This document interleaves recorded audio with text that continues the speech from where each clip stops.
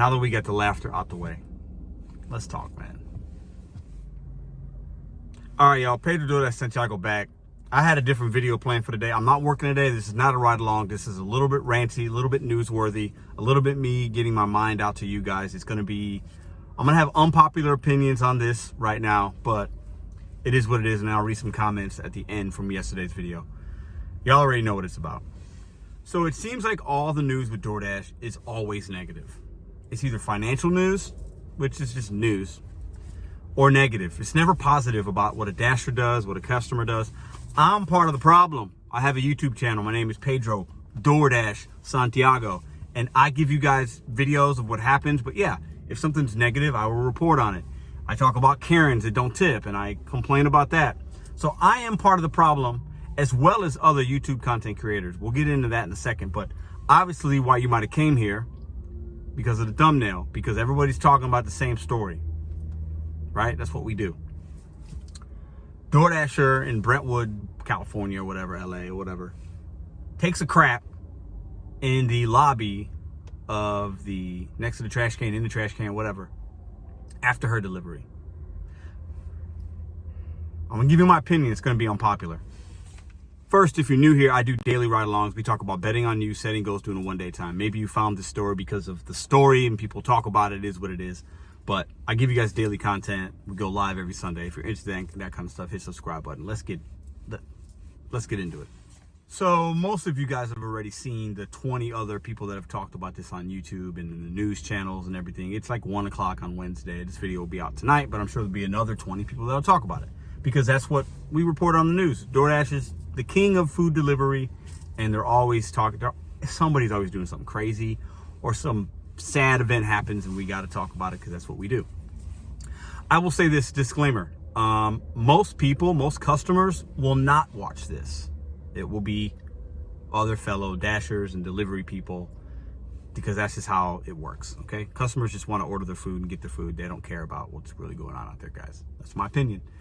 So, you know, I'll put some split screens and all that. I won't put a link in the description of the video because, like, most of you guys have seen it. The lady had to use the bathroom. We've all been there. I'm going to say the good thing first. She delivered the food. I don't think she crapped on the food. I hope not. She delivered the food. She could have, like, unassigned it. Could have been late. She could have not done it. She probably should have did those things. She probably should have just not taken it and used the bathroom like a regular human being, right? But we've all been in that position. You got to poop. You got to pee. It happens. We're in our car for a long period of time. Maybe she's at that McDonald's line waiting a long time. She thinks she can wait, but she gets there and she's struggling. I think she takes off her blouse, tries to wrap. I mean, she crapped her pants. Have you ever crapped your pants? If you're brave enough, put it in the comments. Nobody's going to say they did, though. I mean, it's crazy. I mean, a grown adult crapping their pants on a food delivery. Now, what makes it even worse is she did it on the inside. Like, go crap outside, like go in an alley like a regular human being. You know what I'm saying? Like, if you can't find a bathroom, go outside and do it outside like a regular human being, and wipe your butt when you get home. But she decided that she had to do it. When you go, you gotta go right now. And she did it in the lobby and then did it next to the trash can, lifted her butt in the trash can. I mean, it's nonsense. It's nonsense. But hey, Mother Nature calls. She did what she did. I'm not going to defend her actions because that's crazy. I would never put myself in a position to do that. Most people won't. Most DoorDash drivers, if you're a customer and you see this, do not and will not do that. But news stories, we only report on the bad. If it bleeds, it leads. That's what people want to see. If you watch the local news tonight, it's going to be negative. It's going to be about negative stories, fear-mongering. That's what people like to watch, unfortunately. Not everybody, but the majority. That's what gets ratings. We don't hear about the good DoorDash drivers that do things like this. We don't hear about the dasher out in Delaware that dropped the bag, food falls out, drops the drinks, texts the customer. It's a real story. Text the customer, oh, I'm so sorry. I dropped your food. I'm going to go and go get you a refund. Like, I'm going to go get it again with my money because I feel horrible. And then he delivers it coming out of his pocket. You ever hear about that story? Probably not. I didn't until today because I had to look for it. We don't hear about dashers. It's a downpour, you know, of rain, and they give us the wrong address, and we can't get through the apartment because it's flooded, and dashers get out of their car and walk it to the apartment building. covering the food in the bag to make sure it doesn't get wet. You don't hear about that? We don't hear about the stories of the single mom dashing with her kids. She worked her W-2, then she's got to make ends meet, so she dashes at night. She's got her kids in the car. She's doing homework with the kids while she's working. She hasn't slept, and she's grinding out there. And she's out there delivering food for customers like you, for people, and she's doing it because she needs to, but she's also giving good customer service. We don't hear about the good stories. We only make videos about people unfortunately passing away, crapping, picking their feet at restaurants, doing stupid stuff, putting notes in burrito bowls from Chipotle. That makes the news. We ever hear about the good stuff? No. So I'm not gonna lie. I give you guys my rants and raves, my opinion on things, and I and myself am guilty of the same things I sometimes get upset about. I see other people talking about, but I'm a human being and it's okay. Why aren't we talking about the good stuff? We only talk about the bad and we have laughs at other people's expenses, right? I'm not making an excuse for this young lady that did this. I mean, it's crazy. It's almost like unthinkable, but partly I think it only happened because it was videotaped and there's video cameras everywhere. This has happened before. It was in Brentwood, good area. I would challenge us and let me know if you don't think I'm right or if you think differently. If this happened in another kind of neighborhood, it's not getting reported. I believe that. So it's all about like who's affected, what kind of area. Is it a nice area that this person did this in? Or is it in a less desirable? Because we're probably not going to hear about it if it's less desirable. I mean, this new stuff is out of control. I'm guilty of it. I'm guilty.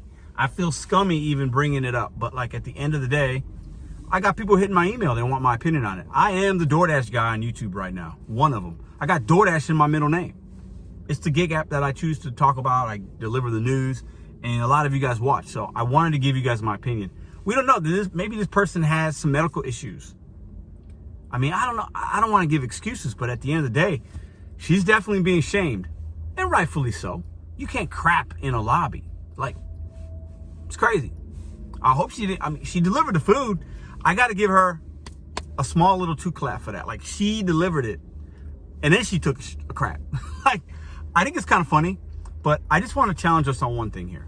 So this goes out to myself. I include myself in this because I'm a content creator. And it goes to all the other content creators, the ones that complain that everybody talks about the same story, but then they talk about it.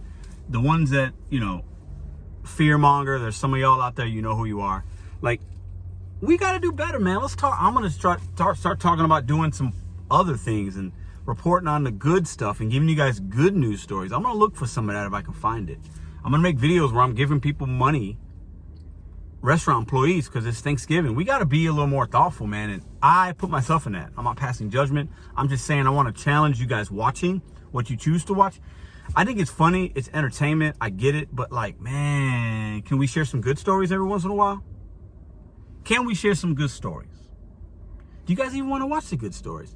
Maybe you don't want to watch the good stories, but like, I want to try to find some good ones because I know there are more of us dashers. I'm going to say this right now.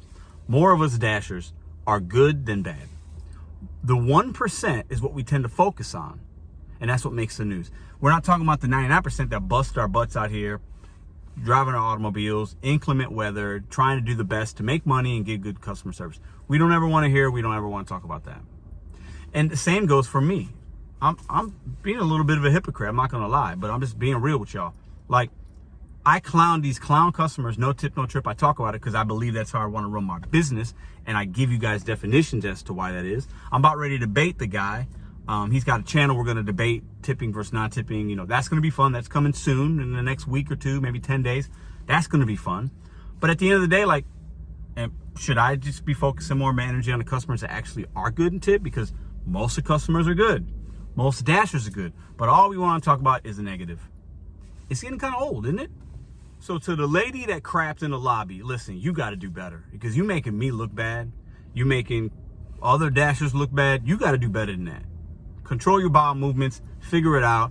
I hope it wasn't, if it's a medical condition, we don't know. We don't know. But you got to do better. You got to do better.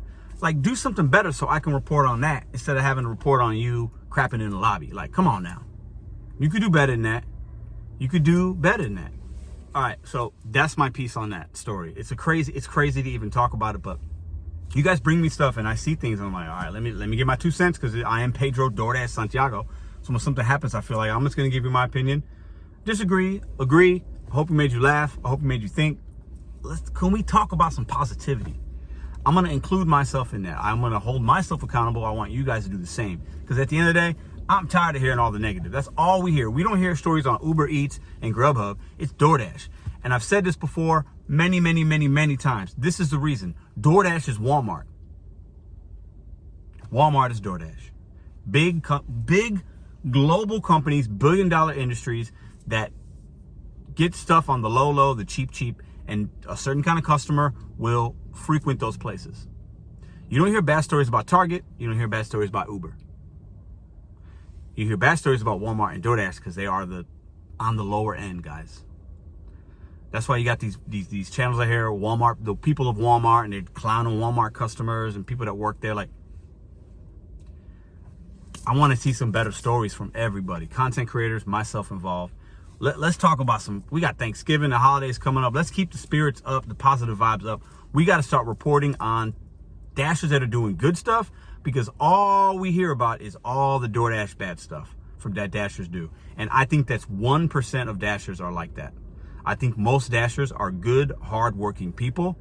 Challenge me if you think differently, put it in the comments. All right, let's read some comments from yesterday's video. That's enough of a hoodie, skull cap, ranty, opinionated Pedro, but that's what I'm gonna give y'all, because I give you the real. This is what my day is. I'm gonna continue to run my errands. Let's read a few comments. All right, enough with the crappy news. Let's read some comments from yesterday's video.